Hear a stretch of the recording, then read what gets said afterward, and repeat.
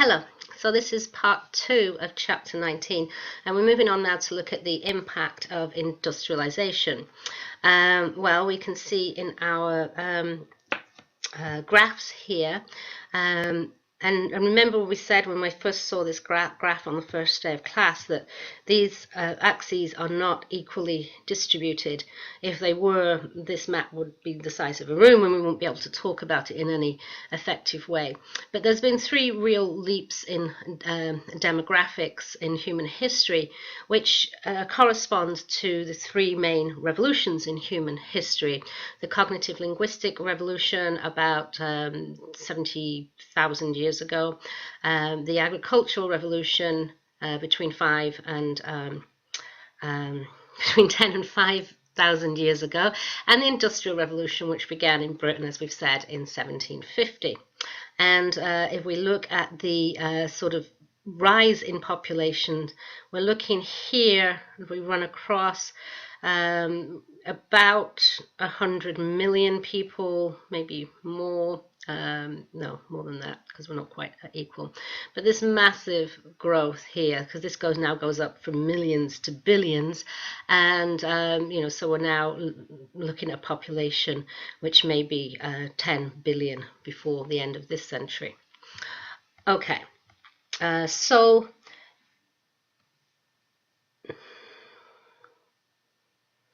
we have this mass population that can give us mass markets, mass production, mass consumption.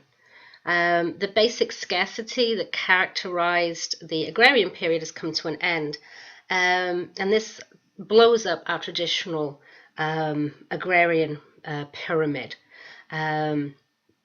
And creates mass society instead. And we looked at this a little bit on the graphs last week when remember it was completely round. The cultural impact of this is that the cultural screens widen.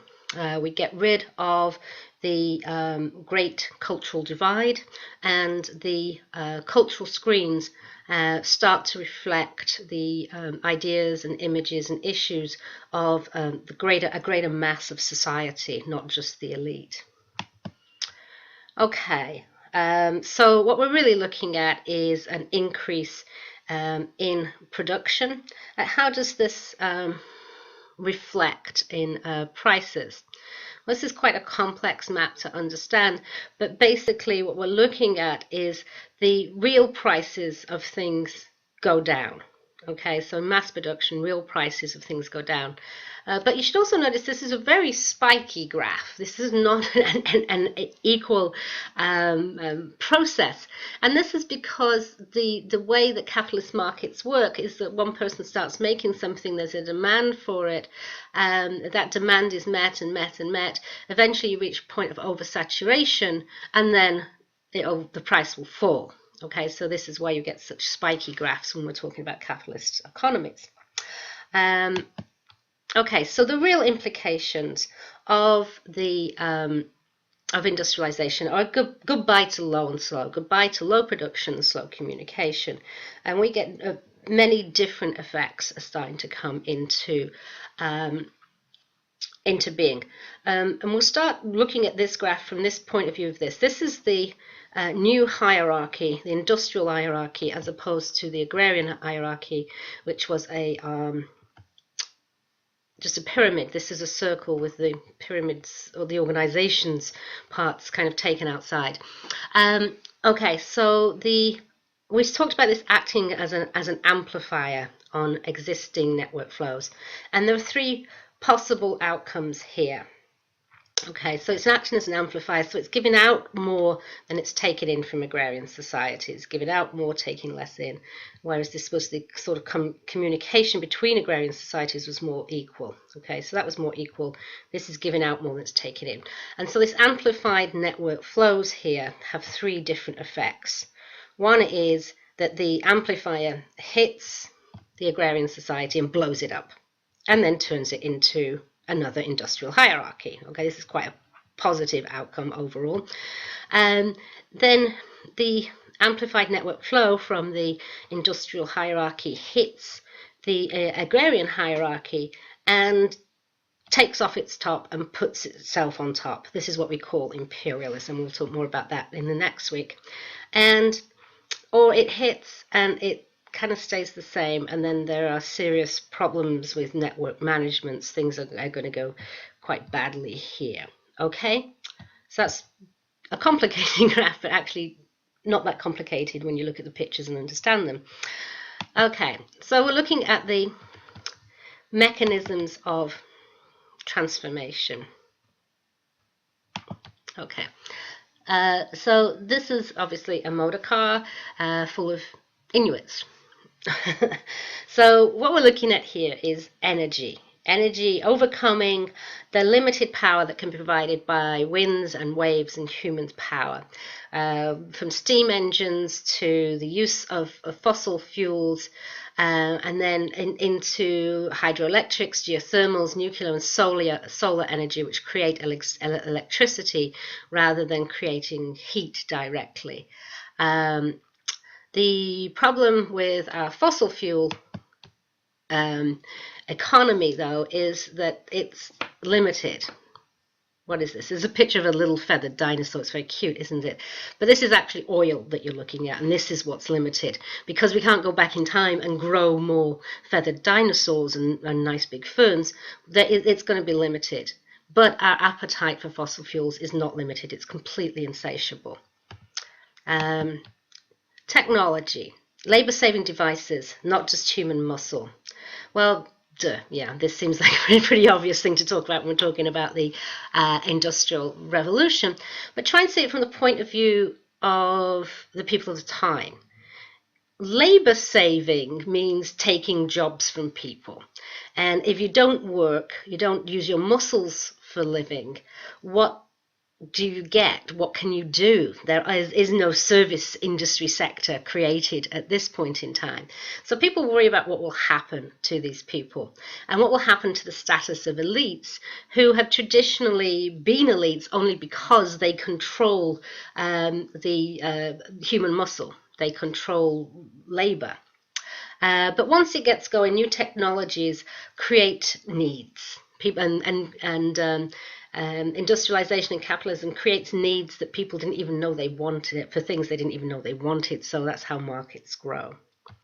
We're also thinking about organization of people's time by the bell and the clock. So the bell rings, people have to go to work. They work for a certain amount of time, they go home again.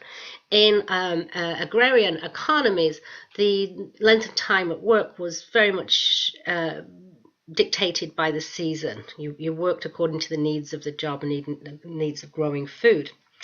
But we move to a new system, a pattern of labour.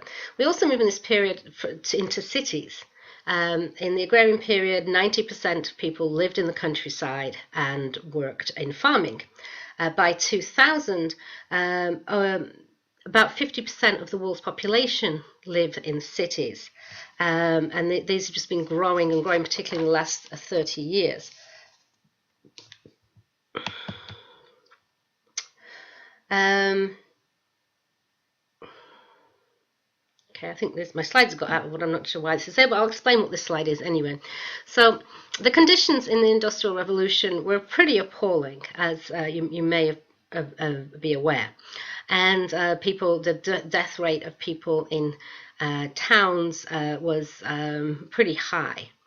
But we do get this overall increase in population at this point in time. And that's because eventually, with the introduction of new drugs, death rates do go down and birth rates stay steady for a while and then start to go down. So this area in grey here, this is where we're getting the population growth. Okay, so let's talk a little bit about mass production. The point of industrialization is to produce better products more cheaply so more and more people can buy them. And we're looking at more efficient production, but we're also looking at the development of networks and markets, that the industrial production both called into being to serve mass markets, but then also depended on network flows to get them started as well. So not only does there have to be demand, but they also have to be able to get the demand out to where it's needed.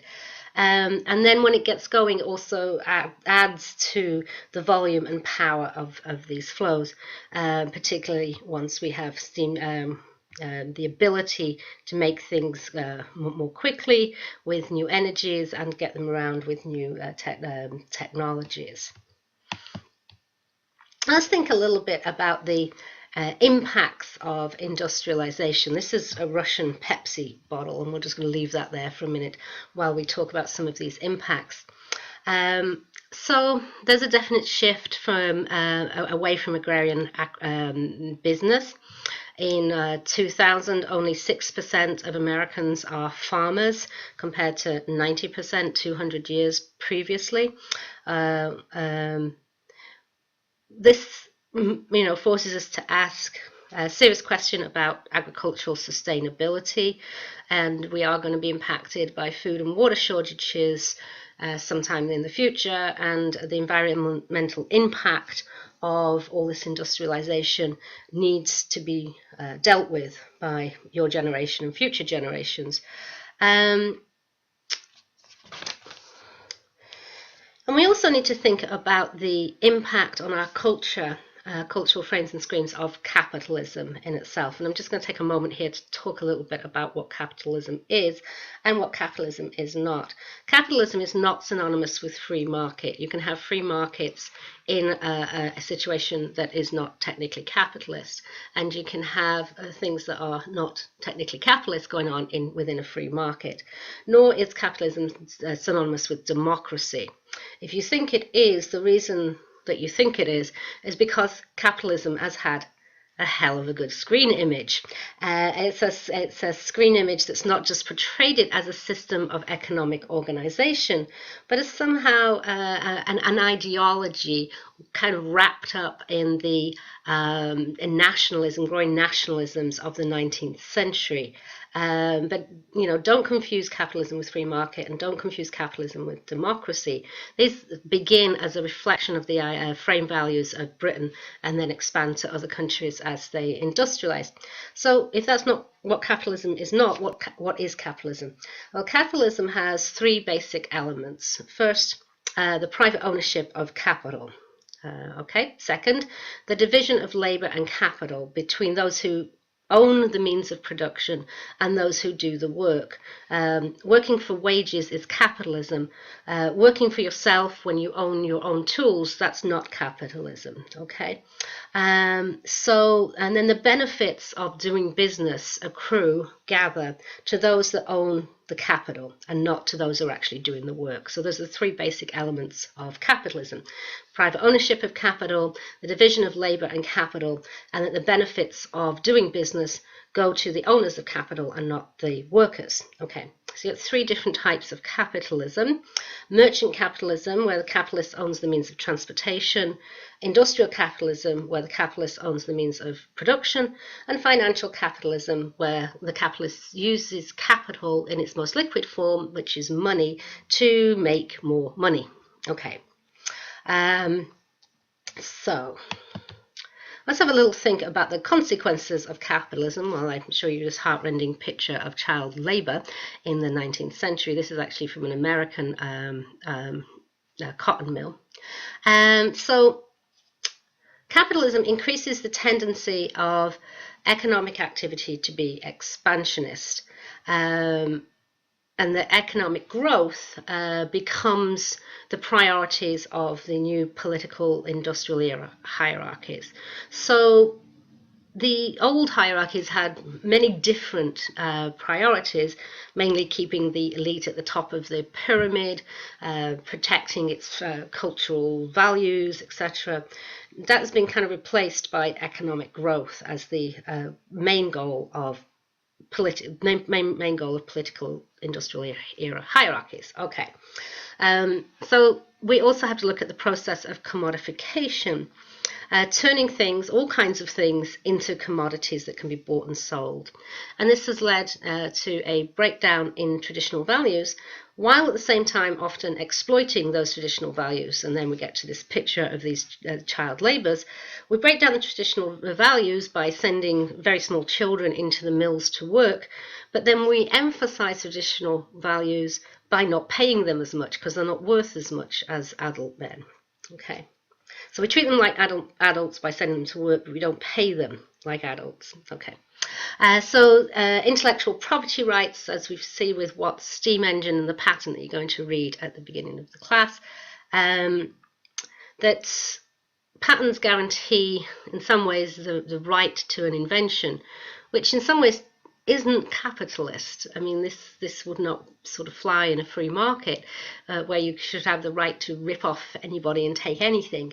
But you know, this has become part of our system. And also, when it comes to commodification, you can sell anything. You can even sell the image of a thing. So if you're thinking of selling greeting cards, what you're really selling is love. And if you're selling beer with sexy advertisements, are you really selling the, you know, chilled beverage, or are you selling an idea of being part of a sexy society, shall we say? As in this picture here. I'm not really at all sure what this picture is selling, but I probably don't want it anyway. Okay, so let's move on finally to our issues in doing world history. Okay, so we have this idea in history, which is really fallen out of favour now, and that's the great man theory of doing history. And this became prominent in the 19th into the 20th century, and it attributes historical change to the genius of individuals. So rather than talking about the American Revolution, we might talk about George Washington. And rather than talking about the Industrial Revolution, we might talk about the brilliance of James Watt, okay? Rather than long-term contexts of broad social, economic, and cultural forces. Agrarian hierarchies lend themselves to the great man theory, as do national history. And biography is very, very compelling.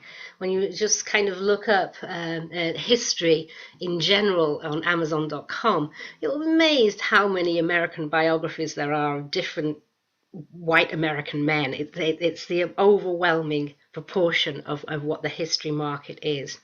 If you ever want to make any money as a historian, that is. But in order to understand world history, which is what we're interested in, you have to think about broad systemic change over time. So I've left one last video for you to watch today, and this is a really interesting video that went viral in 2013, last year, and it shows the difference between what people in America think the economic situation is, what they think the ideal economic situation is, and what they think the real and what the actual real economic situation is. And there's some terrifying statistics in there, such as 1% of the nation owns 40% of the nation's wealth, but the bottom 80% of the nation, everybody else, only owns 7% between them.